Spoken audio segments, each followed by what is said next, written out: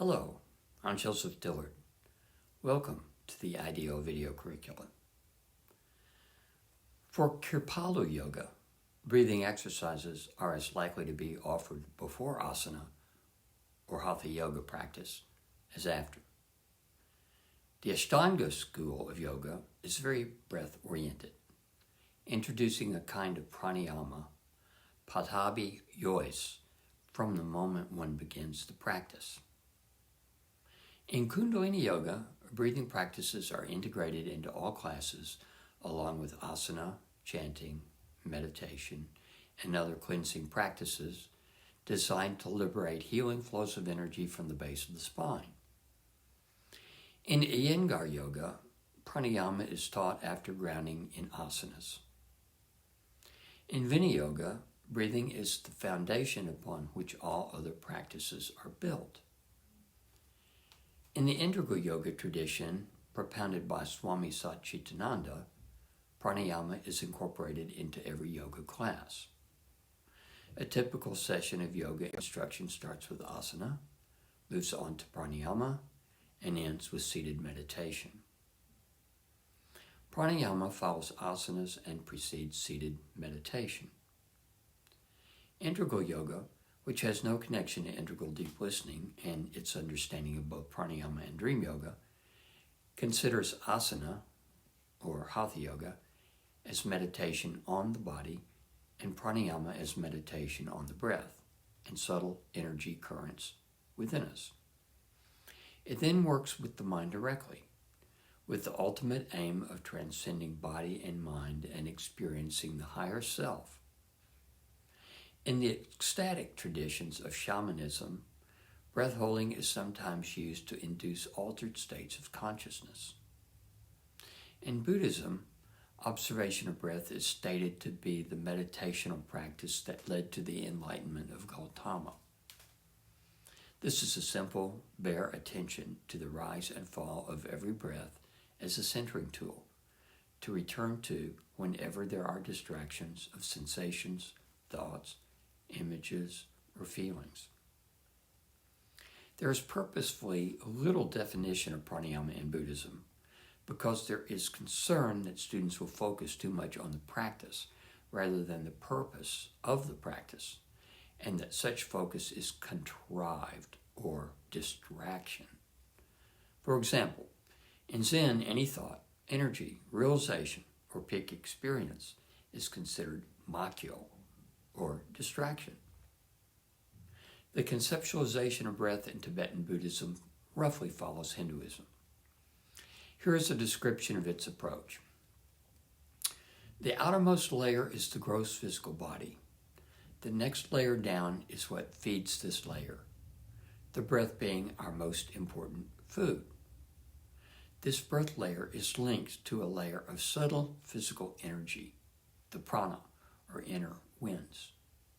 These winds flow throughout our body in the next layer, the nadis, a network of tiny tubes or channels more subtle than the finest light. Upon the winds in these channels ride our thoughts themselves. The innermost layer, like a rider atop a horse, the amazing frontier where mind and body meet. There is another contemporary semi-yogic application of pranayama that is significant. This is the learning of breath control and breath holding in conjunction with free diving or apnea certification. People can now receive secular, non-yogic training in these skills, with most participants learning to hold their breath for 4, 5, or more minutes. This ability is tied to a hypothesized mammalian diving reflex, in which there is a significant drop in heart rate and a splenic contraction, which releases additional red blood cells for the conveyance of oxygen. Reflex vasoconstriction that redistributes blood flow away from the periphery and toward the vital organs combines with a cooling of peripheral tissues. This reduces the demand for oxygen. Conditioning techniques used in apnea certification include the apnea walk in which the student oxygenates his tissues and fills his lungs, holds his breath while resting for a minute, and then walks for as long as he can in order to accustom muscles to work under anaerobic conditions and to develop tolerance to CO2 buildup in the bloodstream.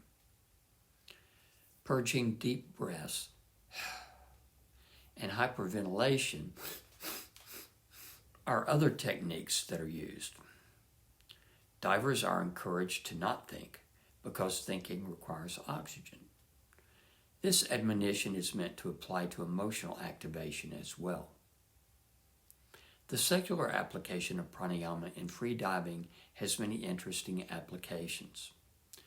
It implies an evolutionary return to ancient mammalian competencies and the potential inherited human ability to spend large periods of time underwater at depth, unassisted by technology. It also implies that a byproduct of this training is an expansion of meditative consciousness as a necessary part of the training. This is clearly attainable without yogic, spiritual, or religious contexts. Typically, pranayama is not taught in the context of an overall overview of approaches, but from the authority of the tradition of whatever practice you take up. Whichever type you learn, you will tend to prefer. Because it is multi-perspectival in nature, not only conceptually but experientially, IDL encourages you to experiment with different approaches and decide for yourself what works best for you. However, integral deep listening does have its preferences, and they will become clear in what follows. While most people are searching for ultimate enlightenment and mind-blowing white light mystical experiences, what most of us need is a gradual developmental growth into a steady, stable, balanced state of increased wakefulness. Understand that you cannot and will not maintain any enlightenment experience that is so far beyond you that you can't integrate it. Therefore, seeking such a state is asking for trouble. What typically happens is that you waste a lot of time and effort.